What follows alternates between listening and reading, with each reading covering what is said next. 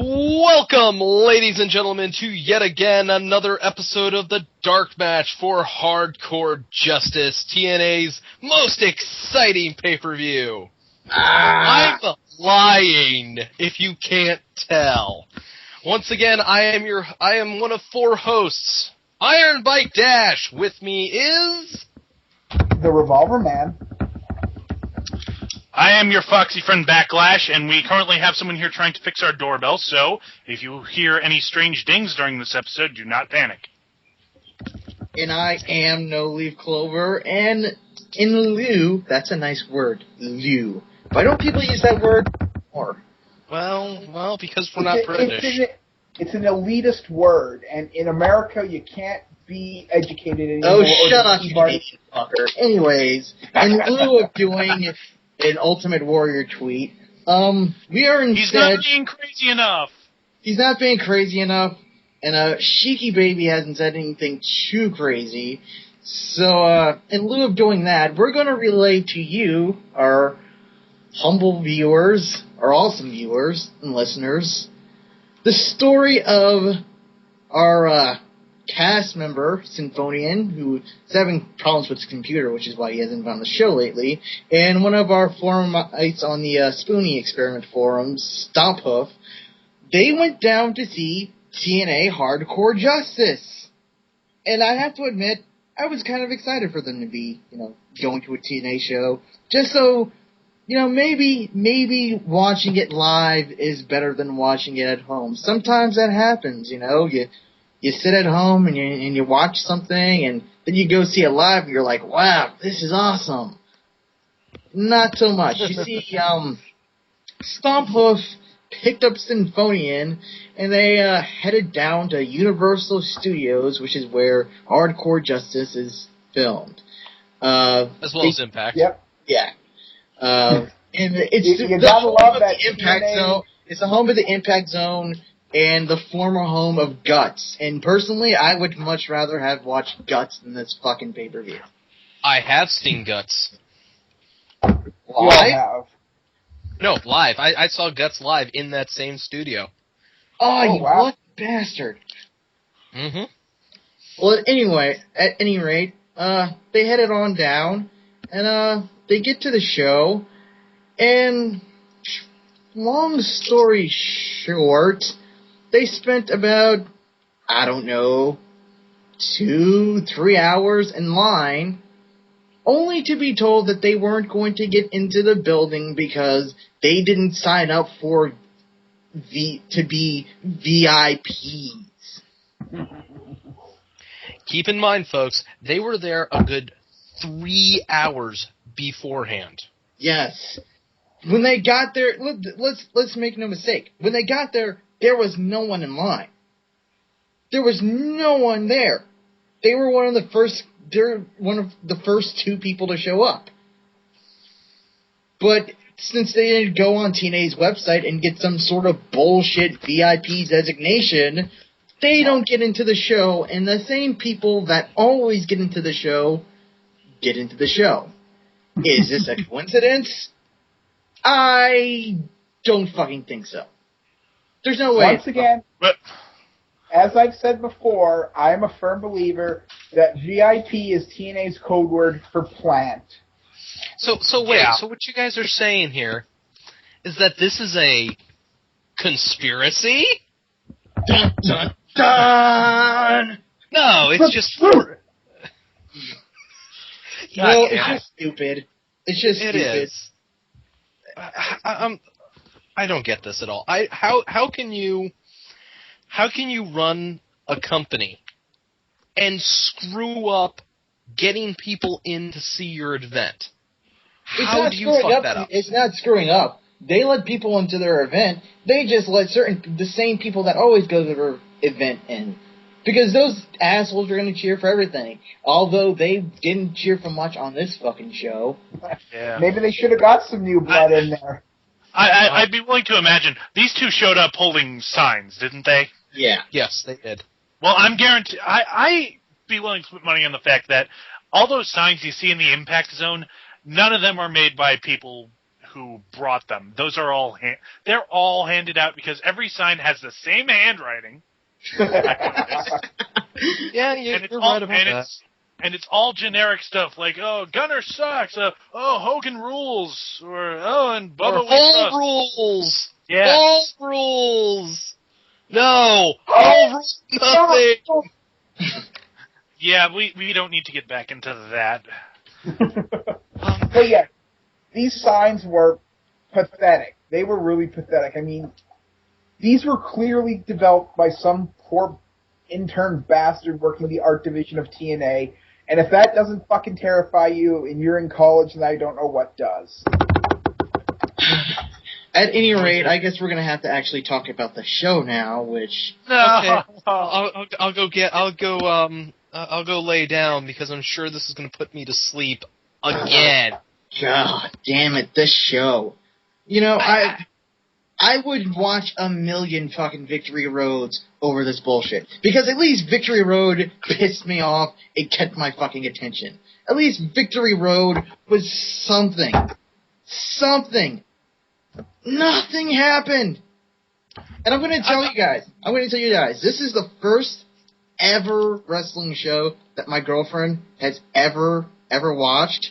And the shit we're going to be complaining about is the exact same shit that my girlfriend, who is not a smart at all, picked up on after like 2 fucking minutes. Well, this is basic entertainment failure. This is on a very basic. This is like having a cracked foundation on a house. There's nothing you can do to the house because the foundation is damaged beyond repair. I actually want to explain the main problem right now. It's because they tried to put on a good show, but the thing is, they had no idea how to book this as something we were supposed to give a shit about. I mean, I can't think of one match that I was emotionally invested in, because there was almost no build-up to anything. Sting and Kurt Angle, no, most of that revolved around Mr. Anderson and Immortal, so almost no build-up. The tag team championship match, no build-up. The 6-man tag between Immortal and Fortune, no build-up. The Knockouts match, that had some build-up, but it was stupid, so nobody cared. The X Division match, that was all right, but I only say that because Austin Aries is awesome. And hilarious. Yes. I'm going to say this right here, right now. On paper, forget booking, forget anything. When you just take a look at this pay-per-view on paper, it's not halfway bad. There's some excitement. I mean, there's decent talent in almost every single match, in this entire show.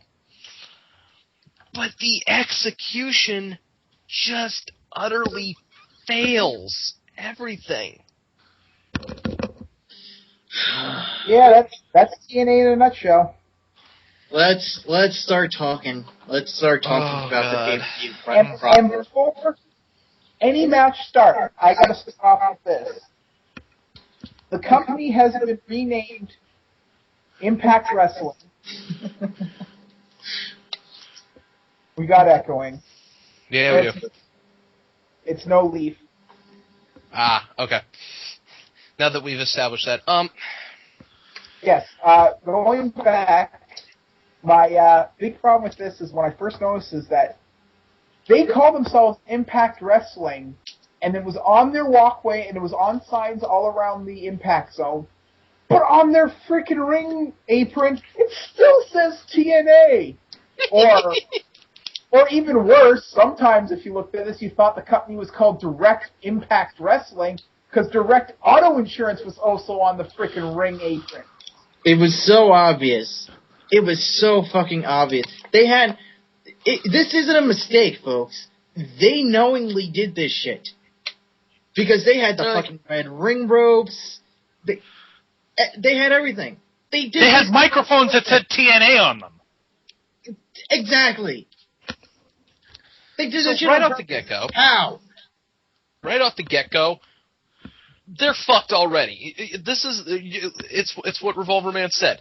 Cracked foundation. Well, you know what? I think they just kind of stopped giving a shit because when you think about it, what does it say on all their title belts? Yeah, that's true. And they don't have the money to change them. Yeah, they spent all of it on Jeff Hardy's Divas Championship. I love you, Jeff, but you're a shitty wrestler. And a meth head. But a meth head was probably the greatest lawyer on earth with all those continuances. Yeah, I agree. So we start out with an X Division title match. X Division are the curtain jerkers. Poor bastards. Alex Shelley versus Austin Aries versus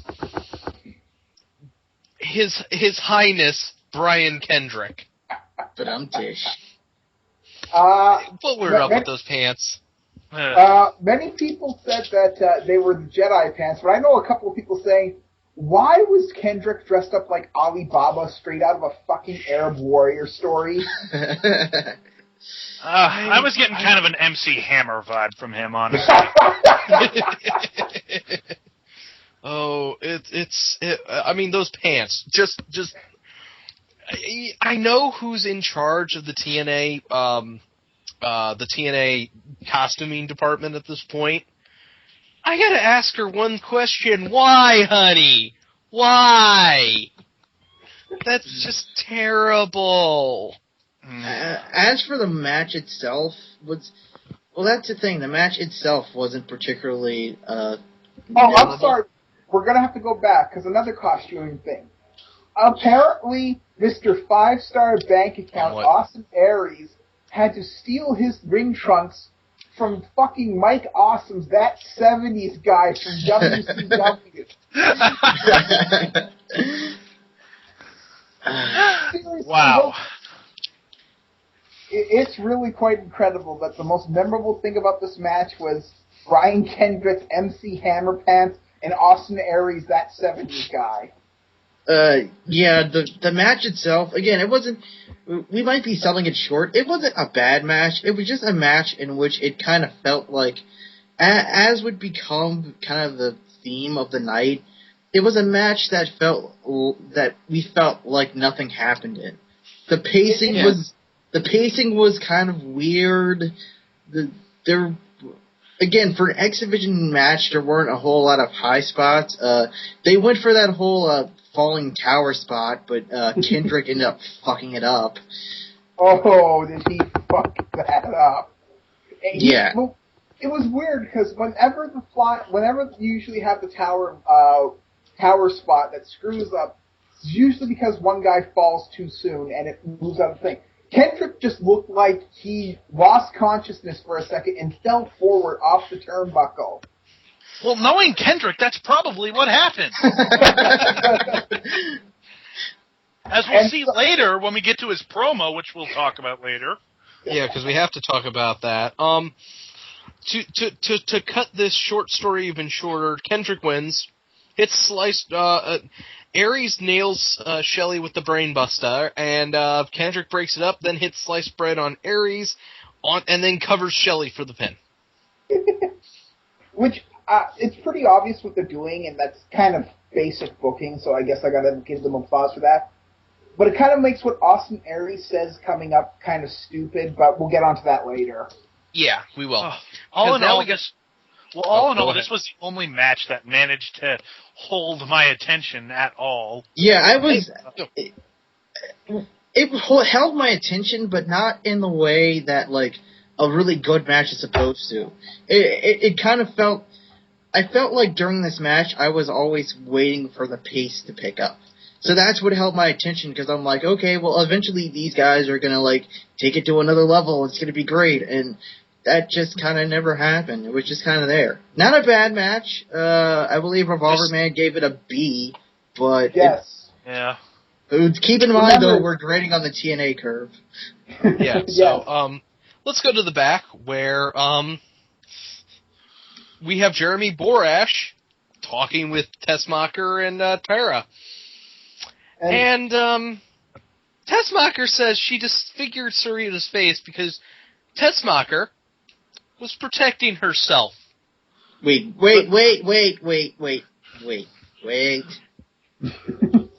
I started tuning out at this point. Wait, no. they're saying that it was Tessmacher who fucked up Sarita's face? Yes. Yeah. When, why, and how? There was well, we all know that Sarita has suffered a facial injury. They're not disclosing what it is. It could be Bell's palsy. It could just be a simple nerve injury. Yeah, just your typical injury. But that's why Sarita is wearing wearing a mask right now. Because so the reason TNA is giving is Miss Tessmacher, Little Miss Tessmacher, quite possibly the sweetest woman in the world, viciously attacked and injured a woman because she was protecting herself. Way to put over that face, TNA. Fucking moron. And this is one half of your knockout tag team champion. Ladies and gentlemen, TNA in a nutshell. I guess they're saying that during that brawl, that's when it happened? Yeah, that's when happened. Unfortunately, from what I remember from that brawl, Tessmacher was beating up Rosita. That's what I don't remember. I thought it was, that's what I thought too. But I'm pretty sure TNA is just saying it happened, accept it. Yeah, that's basically what we're going. And we're going, no! We refuse! Tally up one on the No Leaf's girlfriend said counter. When they're talking, and during the ring entrances, she messaged me and she's just like, Mexican America? Yes, honey, Mexican America. What the fuck? Yeah, Mexican America. Because that's not a thing. Yeah. Anyways, let's get to the match. We have Mexican America coming out, and then Tara and Miss Tessmacher come out on the motorcycle, but Miss Tessmacher is now in a completely different outfit. Well, also, we have to say this. There was I actually went back and looked, 28 seconds of difference between the end of the interview and when they came out. Okay. I know women actually get dressed fairly quickly. Ish. What woman do you know? Shut up. And but I don't think you can get. I cannot think you can go that quickly in a costume change, which means they recorded it earlier in the day, probably when Stomphoof and Symphonian were waiting in the VIP area, and then she got something on her, and it was like, oh, I need to change. Okay, I'll just put on this. My brain hurts, and at this point, by the way, I was starting to fall asleep. Yeah, this is where the pay-per-view really started to lose us because, as we said, there was almost no build-up to this match. I mean, I guess it's standard procedure for ex-champions to get a rematch. Rey Mysterio. But they didn't even really... Did they even book this match on Impact? Yeah, they did. To give them credit, they did book it kind of like 2 weeks in advance. But at the same time, we know TNA is is infamous almost for booking shit 3 days in advance. They really don't have any interest in getting pay-per-view buys. Nope. And which is said. Pay-per-views only exist to promote the show. Yep. Which makes no sense because it should be the opposite way, Russo. No wonder you fail. That's not Russo. That's fucking Bischoff and fucking Dixie being a bunch of fucking idiots. Fuck. I'm sorry. I have to say this. I don't know if Bischoff actually believes that or he just says that to cover his ass and Dixie is an idiot and believes whatever he says. You notice how we're not talking about the match? Yeah, nothing happens in the match. No. There is something that happens. Sorry, that's not this match. The next Knockouts match. Sorry. Yes, nothing happened in this match. It was your fairly typical, not very good Knockouts match. The only really talented person in it, of course, is Tara. Even though I like Miss Tessmacher, I think she's improved a lot. She just has nothing to work with. And what's even worse is that she looks so much better than Rosita, who I think has been wrestling longer than her. Rosita is so green. Just call her the She-Hulk. She is green as fuck. It's not even funny. So the winner.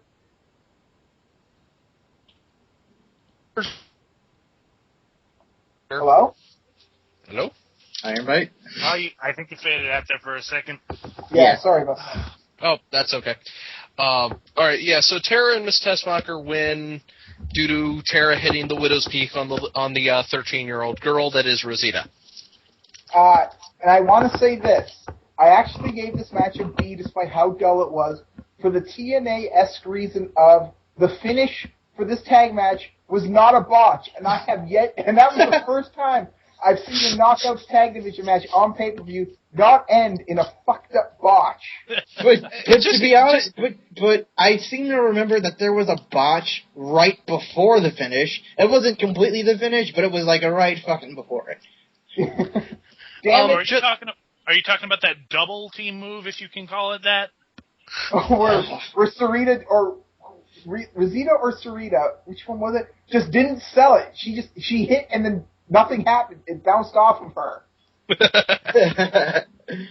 I hate to get a little off track, but does anybody want to see the 9-year-old girl who took on Kenny Omega take on Rosita?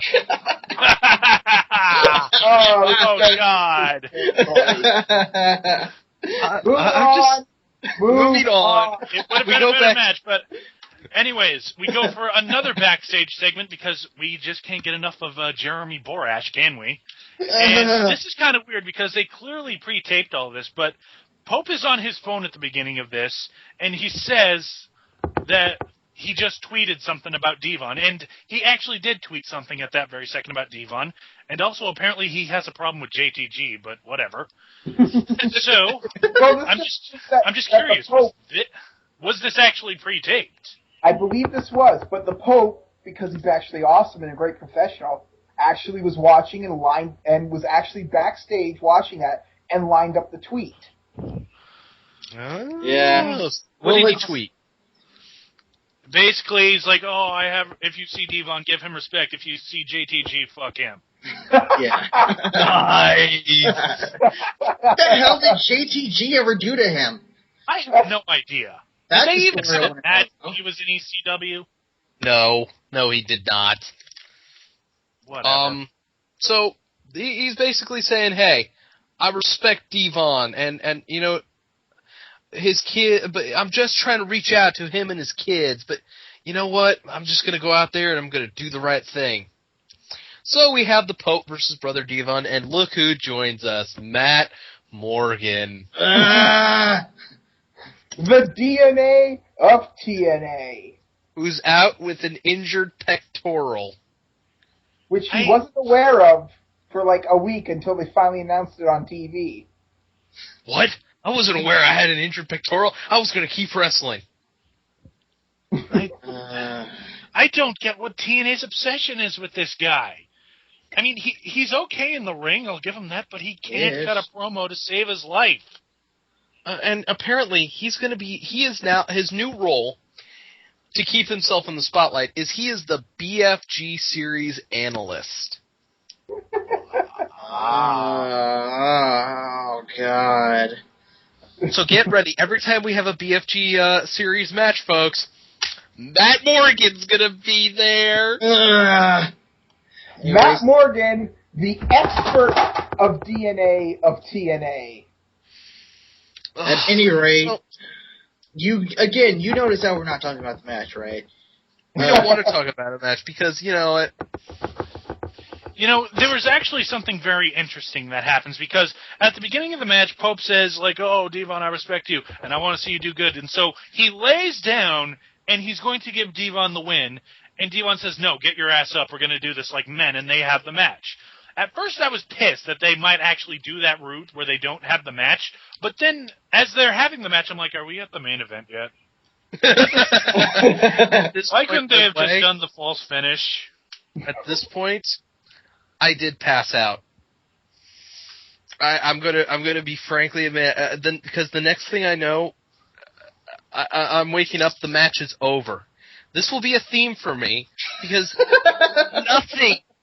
nothing in this fucking show caught my attention. I mean, the Knockouts tag match just barely kept me going because, well, let's face it, Miss Tessmacher's ass. And after that, it's like. I wanted to point out a particularly weird spot in which, Devon says this thing about we're gonna fight, they're gonna be fighting like men or whatever, and they start to have the match, and then Devon knocks Pope down and starts punching him in the head, and then Pope just grabs him and pins himself. But then doesn't he, kick out of the pin that he put himself in? Who fucking knows? I barely remember. So the winner of this match is the Pope. He didn't want the points, but he got them anyways.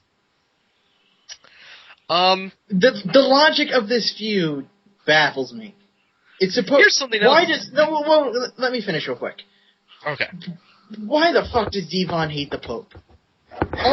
All he's fucking done is lose matches and hang out with his kids. That's all he's fucking done. I understand what they're trying to go for here, but it's fucking bullshit. Yeah, it would have made more sense if they showed the Pope getting the kids prostitutes or drugs or something. But all he's done is said, "Hey, Devon's kids, how are you doing? Doing good? Glad to hear it." And that's it. And Devon's like, "Hey, you get the fuck away from our kids." And wife, I know what you do. You're the Pope. You're the Pope. All you did was hang out with my kids and help me get a win in the Bound for Glory series so I can get a future title shot. And on the Bound for Glory series, well, I really don't understand how he doesn't seem to care about the TNA heavyweight title. I mean, shouldn't he want to be winning matches, earning points? I don't really understand the rationale behind any of this. Yeah, I don't either. So, after the match, Devon refuses to shake Pope's hand. He's like, "Fuck you, man. Fuck you. I thought we were..." He gets out of the ring, and he looks at his kids, go, "All right," and he gets in and he shakes Pope's hand. I think it's at this point that my girlfriend called Pope a pussy. I called Devon a bitch. I called him a whiny bitch. And this match, according to Revolver Man, is a D. With the TNA scale, that was the TNA scale. Oh. Also, it ends in a roll-up. Yeah. Yes, because we know how much that drives Genghis crazy. But where he is sitting. So let's go to the back because we gotta have more of Jeremy Borash, and we get RVD talking about how man, I'm gonna beat Crimson and he's not undefeatable and oh man. Yeah, on the subject of RVD, what the fuck was he doing during this promo? JB's talking, and RVD is moving his hands along with JB as if he's miming what he's doing. I thought he was playing with the hacky sack. Yeah, he was. You see, he's playing with the hacky sack, but it also looked like he was trying to describe the show to deaf people. and out of nowhere, by the way, Jerry Lynn shows up and says, "Man, RVD, man, Rob, we're buddies. We go way back. Nothing could break our bond. I'm going to be in your corner, man." And our RVD's like, "Cool. Let's go kick the hacky sack around." What the fuck? Does TNA know how to use Jerry Lynn other than to have him just show up and say, "Hi, I'm Jerry Lynn. I'm involved"? They did last year! Speaking of last year, Jerry Lynn's officially 1 year late for his match with RVD.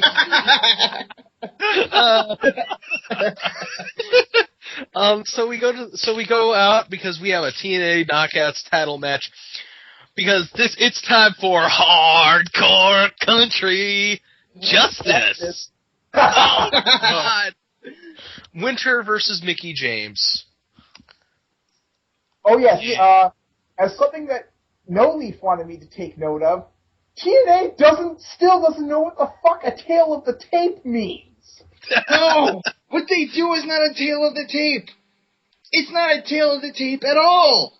Have you ever watched a UFC fight right before they show all the fucking fighter stats? They even do tail to the tape in WWE sometimes. What they do is not a tail of the tape. What they do is a fucking PowerPoint presentation about shit that you have to know that you probably already know because you wouldn't be watching this fucking show unless you were watching Impact.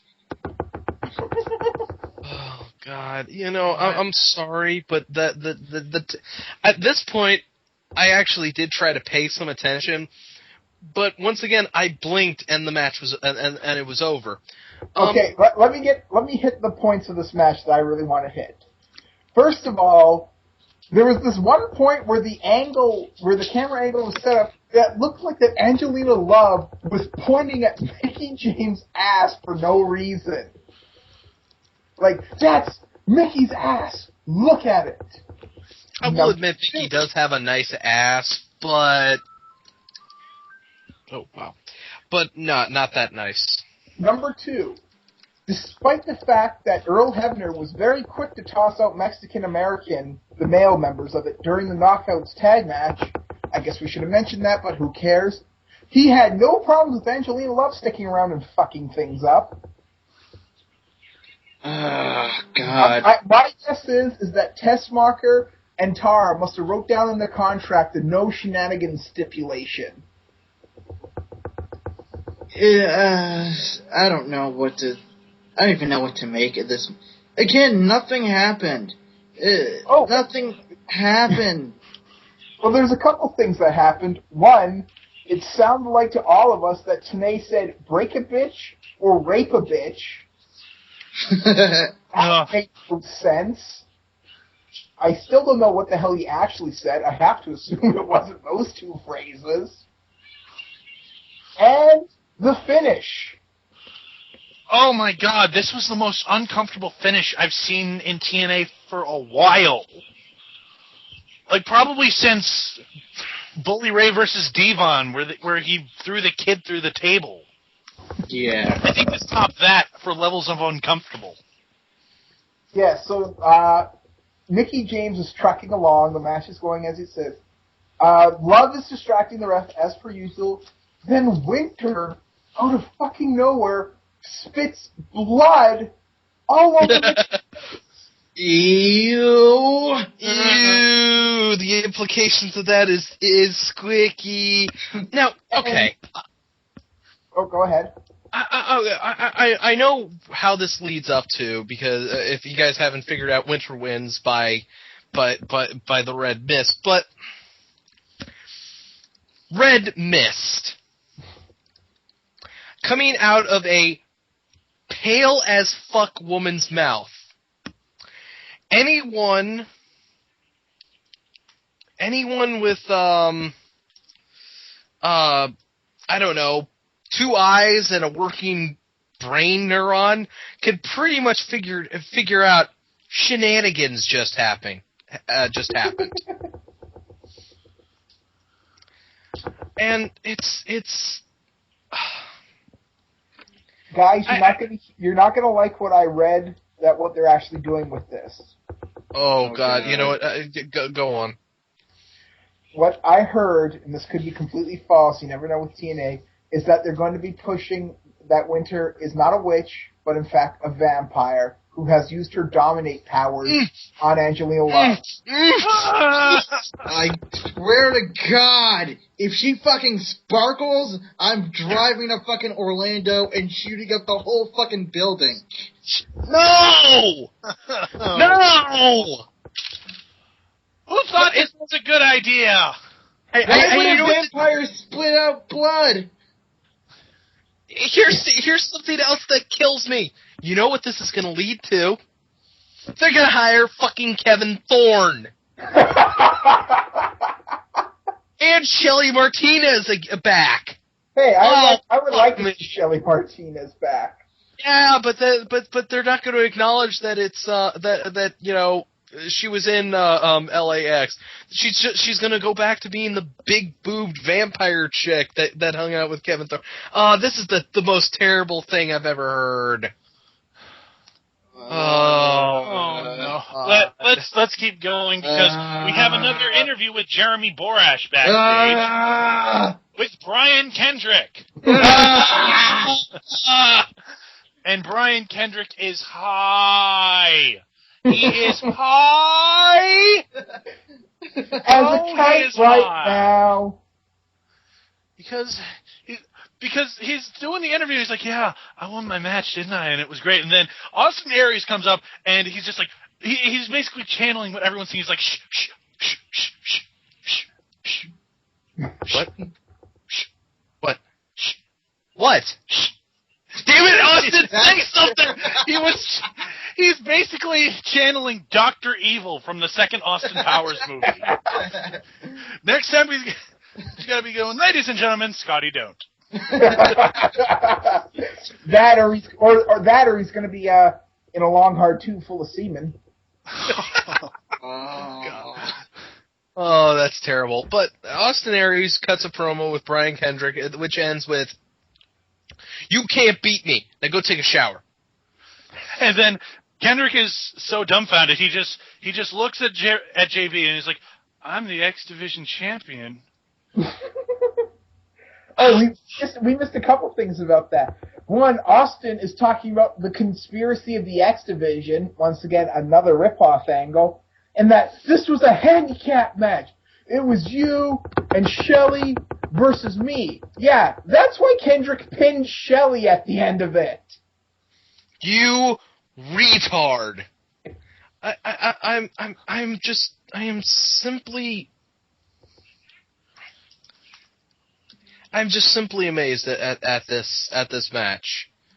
Or to end this promo and this show and everything else. And you know, I think I got a contact high just from watching Brian Kendrick and RVD. How do you get a contact high through a fucking internet stream? I'll never know. But you know what? You know how he does it? Evil lizards from outer space. Probably. So we go out because now we got Crimson versus RVD, the unstoppable and undefeated Crimson, who right now is #1 in the Bound for Glory series rankings. You know what? I'll take him over Gunner. You know what? This is only Crimson's third televised match in the Bound for Glory series. Holy I think that says something about his fighting style. No, it says... I think even TNA does not want to give this guy a TV time. So basically, Jerry Lynn and Jerry Lynn comes out with RVD, and it's like, okay, I'm just gonna watch from inside. Go get him, Rob. Go get him. No, it's because Lynn has no idea why the fuck Crimson's out there when he's supposed to be fighting RVD. And back on the subject of Crimson, I get what they're trying to do, like, with Goldberg. At the beginning of his career, most of his matches were not televised or on WCW Worldwide, which nobody fucking watched. But if they're really, in this day and age, if they're really trying to push this guy as a monster, show don't tell, okay? That's simple booking. God damn it! The thing is that they're trying to copy Goldberg, obviously. And one of the things that really set Goldberg apart was that he was so big and so over is that fans sought out the house show results to see if he won because he was that fucking over. So that's what TNA's trying to do with Crimson.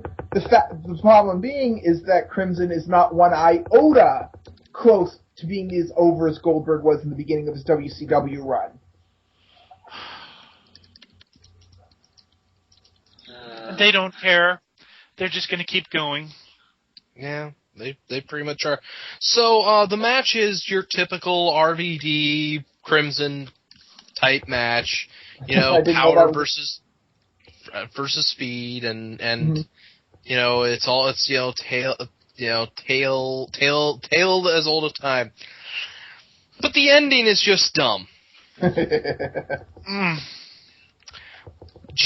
Crimson is just manhandles RVD, hits a sit-out powerbomb, is getting the 1, 2.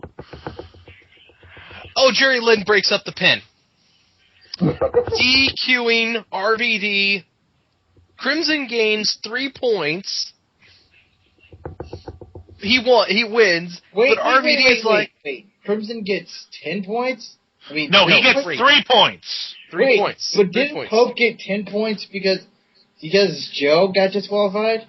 No, you lose 10 points. The guy who gets DQ'd loses 10 points. There's been a lot of confusion about how DQs work in the Bound for Glory series. How it works is, if you get DQ'd, the person DQ'd will lose 10 points. That is why Samoa Joe has negative 10 points right now. And the person who wins by DQ gets 3 points. But that doesn't make any sense, because how did the fuck did the Pope, who didn't have any points before, end up with 10 points? He had 7 points from a previous win at a house show. Oh, now it doesn't make any more sense.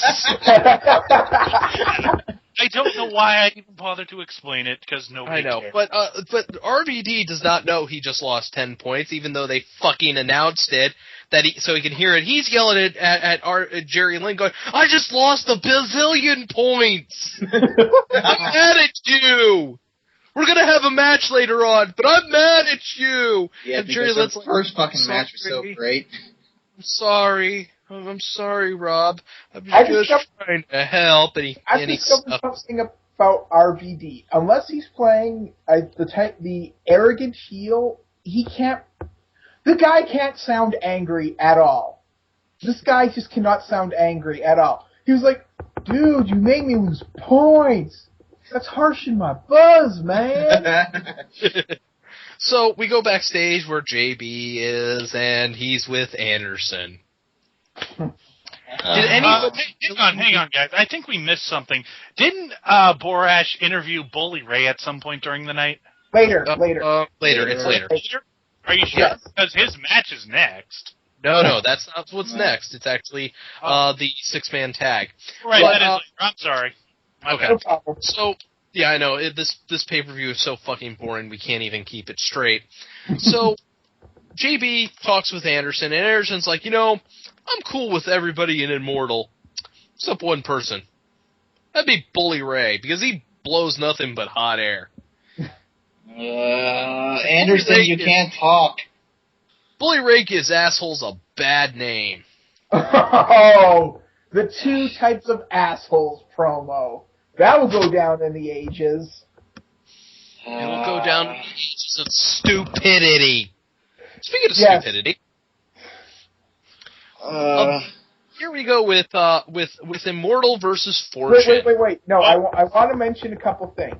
One, apparently, Anderson is the lovable asshole. No, you're not. There's no such thing as a lovable asshole.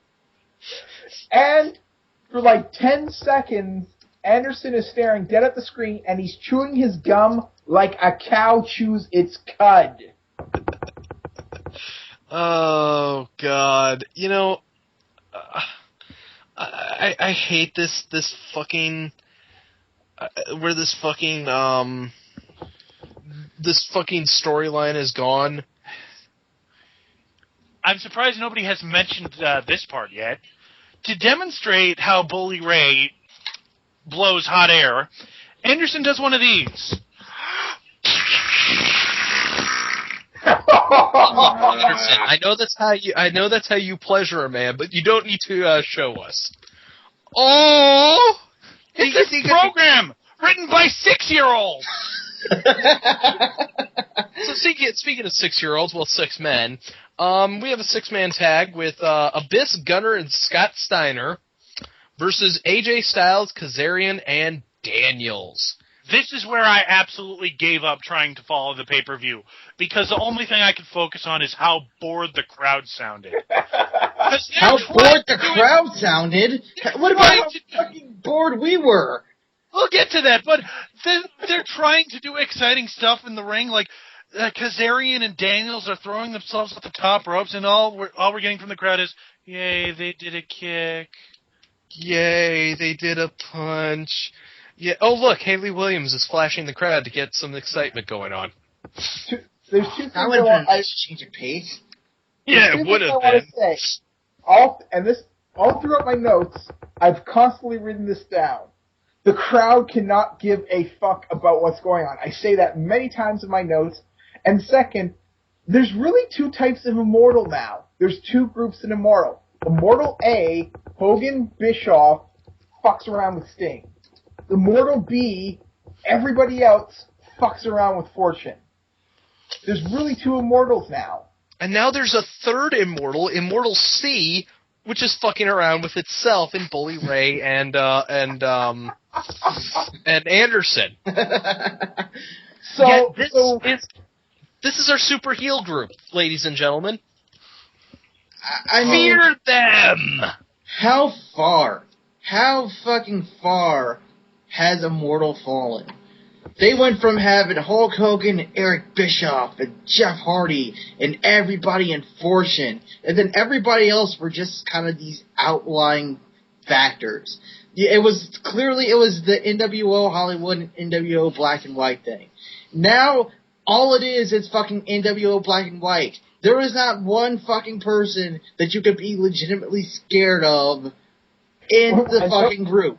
Until we get to the end of the show, but we'll save that.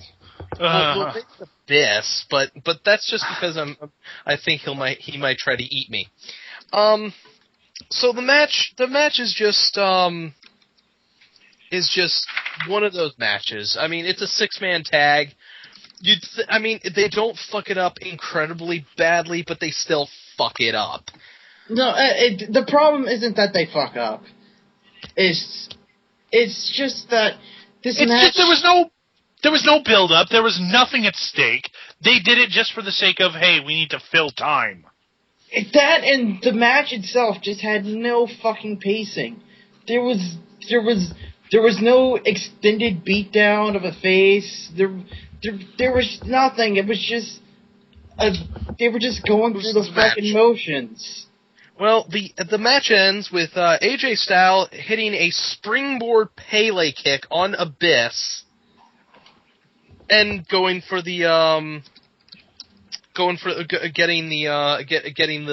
the win. This will actually have consequences later on. First we got to bring up the fact that they brought out a table, and of course, going by Chekhov's gun, when you bring something out, you have to use it. Yeah, and by the way, this is one of 2 hardcore spots in your entire pay-per-view entitled Hardcore Justice. Why didn't they just go back and name it fucking Hard Justice? That actually reminds me of something I wanted to say at the beginning, but I forgot. At the very least, compared to last year's Hardcore Justice, at least the lighting works this time. Yeah, there's that. That's true. Oh, and also, my girlfriend thinks AJ has nice abs, so there's that. Too bad he also has one of the stupidest tattoos I've ever seen on a human body. I think that's supposed to be for his kids or his wife or something. I don't know. But the spot is Gunner just drives Christopher Daniels through a table on the outside. There's your spot, folks. But no DQ, no DQ. But as AJ and Kaz are helping Daniels limp to the back, Steiner and Gunner are in the ring with Abyss, and they're just berating him. Oh, they're berating him. This will be important later on. Abyss is getting another fucking face turn. Okay, shush for a second. So we go backstage where JD and this part I want to talk about because Jeremy Borash is backstage with Bully Ray, and I swear to God, Frank Miller could have directed this because Bully Ray is pacing around Jeremy Borash, constantly walking in front of the camera so he can make his big fat ass. Usually... It's been like one of the Looney Tunes cartoons where Wile E. Coyote is thinking really hard about how to catch the Roadrunner, and he's walked in a circle so many times, his head is beneath the ground. I'm trying to figure out why the hell we and you know what? Throughout the pay-per-view, we have not seen one promo video with the usual highlights leading up to the match. We get one for this. Why? Why not? Wait, guys, you're missing the best part of that Bully Ray promo. Oh, God, go ahead. What's the best part? He is the roughest, toughest asshole in TNA. Oh, God. Okay, so we have the match. He must have used to been a glass eater. That's how he keeps himself secure in prison or something. Probably. God damn. Anyways, the match.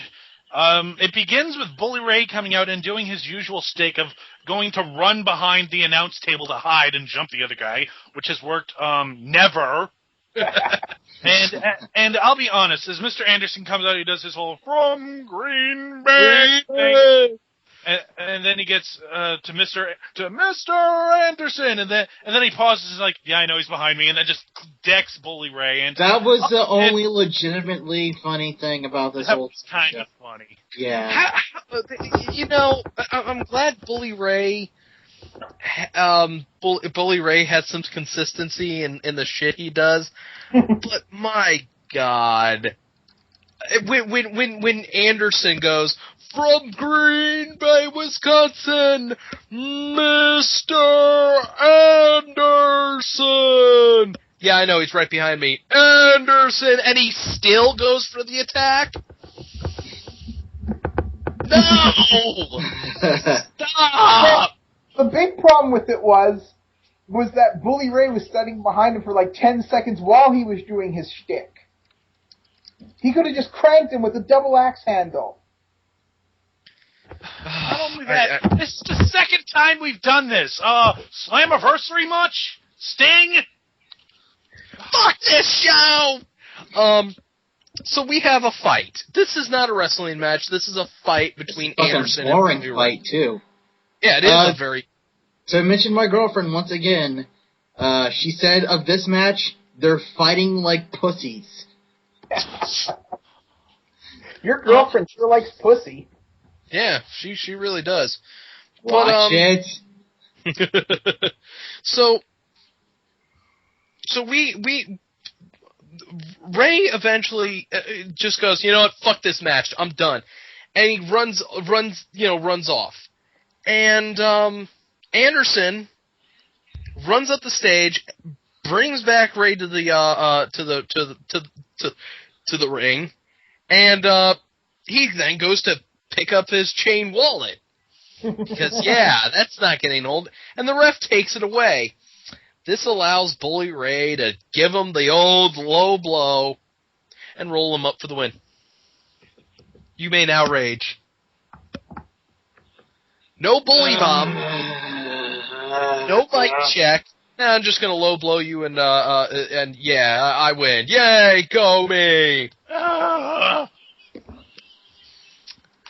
I'm going to transition because as much as we hated this match, the follow-up is even great. We go backstage where Abyss and Bischoff are basically berating Abyss, and they're going, you really dropped the ball, Abyss. I can't believe I let you wear my Hall of Fame ring. God, you suck so much. Oh, hey, Borash, what's going on? And in comes Bully Ray, and Bully Ray is so adorable because he goes, "Hey, Hogan, Bischoff, did you see me? Did you see me out there? I just beat up Anderson. Did you see me? Did you see me?" "Not now, brother. We didn't watch it. We were dealing with Abyss here. Come on, EB. We got some other business to take care of. Abyss, come with us so we can continue bitching at you." No, that's not what happened. They say, Abyss, you can't come. Abyss. Yeah, and they leave us with Abyss whimpering like a sad puppy. And meanwhile, Bully Ray's going, "They didn't watch my match, but I did it for them. I did it for them!" Okay, so now... No. Now, Abyss and fucking Bubba are both fucking turning face. The fuck? I don't even say... No. It's not Abyss and Bubba. It's going to be Abyss and Anderson. No, it's Abyss and Bubba. Because he's the one acting all fucking butthurt because everybody likes Anderson and he does it. It's Abyss and fucking Bubba. God fucking damn it. Can't there be a group in TNA that exists for more than 15 fucking seconds without someone having to turn face? For fuck's sake. Or heel, but you know what? Fortune's doing pretty good. For now, Just saying. Thanks for chasing them. Yeah, I know. I don't really fucking care because I know what's going on. Daniels is going to turn on Styles because he wants another match. So here's the TNA Tag Team title match. Mexican American. Suck! Can we forget it? No, god damn it, we have to talk about it. God. So Mexican America comes out with Sarita and Rosita, and Earl Hebner boots Rosita and Sarita to the back. I'm calling it now. Earl Hebner is racist against people who claim they come from Mexico. I would love to hear... You know what? I would love that. I would love to hear freaking Hebner go, "You frauds! You're a phony! Big fat phony!" I swear to God, this has been the second time he's booted out the other sex in Mexican America to the back. But he doesn't boot anybody else. No, because he's like, "No, you're not from Mexican America. To the back! Suck my balls!" Except for you, Cena, because I'm pretty sure you're underage. She's 5'0". She has no bust. Swear to God, she looks like a 13-year-old boy. That's mean. I know, it is. Now, I want to remind you guys that about... what was it? 3 days ago, one of the members of Beer Money, was it Storm or was it Rude? It was Storm, or was it Rude? Who claimed? It was Storm. Okay, so Storm claimed he had he threw out his back. Now I know from experience a back injury, however relatively minor, isn't something that heals very well in 3 days, even if you are a professional athlete. So the first thing he does is do a hip toss. Maybe he's actually part of the Weapon X program or something. No. You know what? No.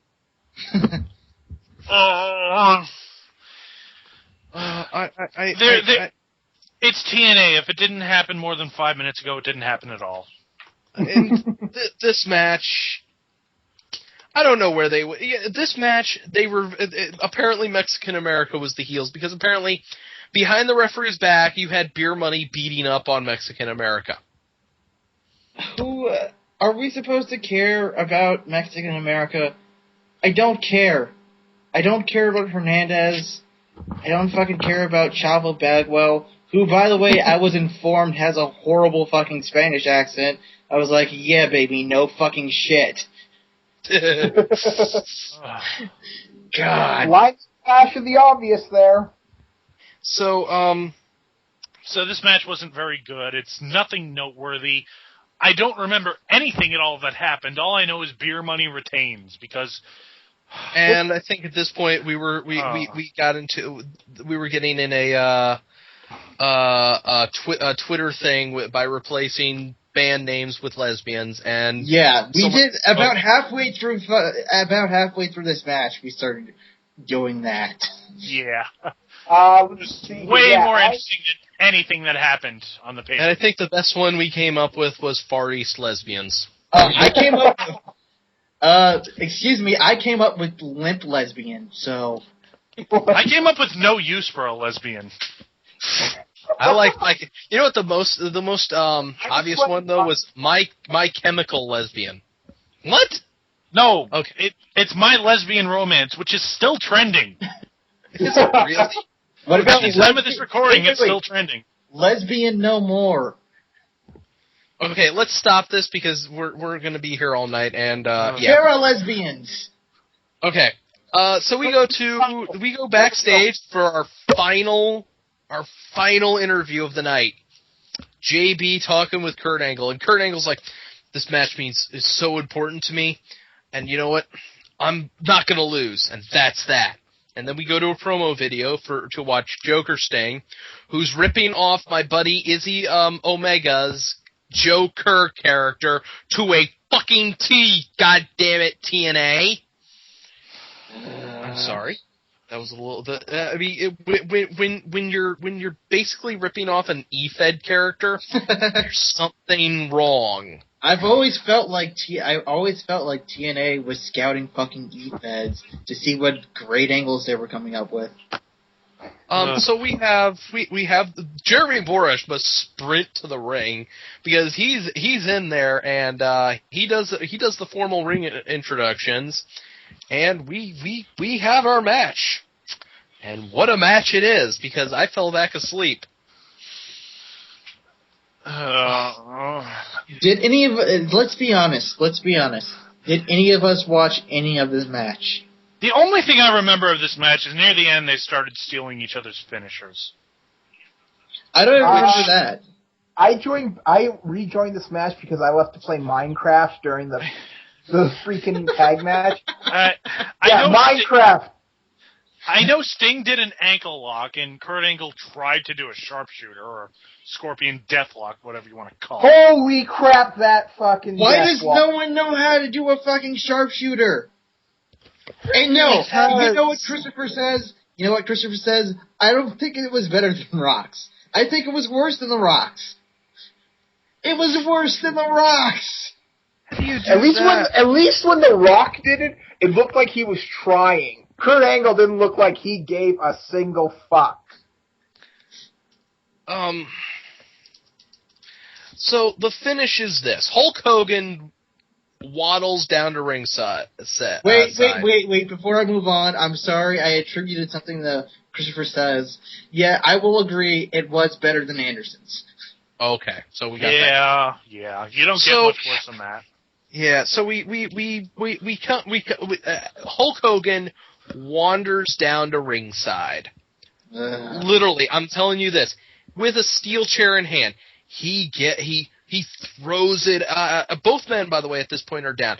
Ref in the corner doing jack all shit. And Hogan throws the chair into the ring and then waddles up the steps.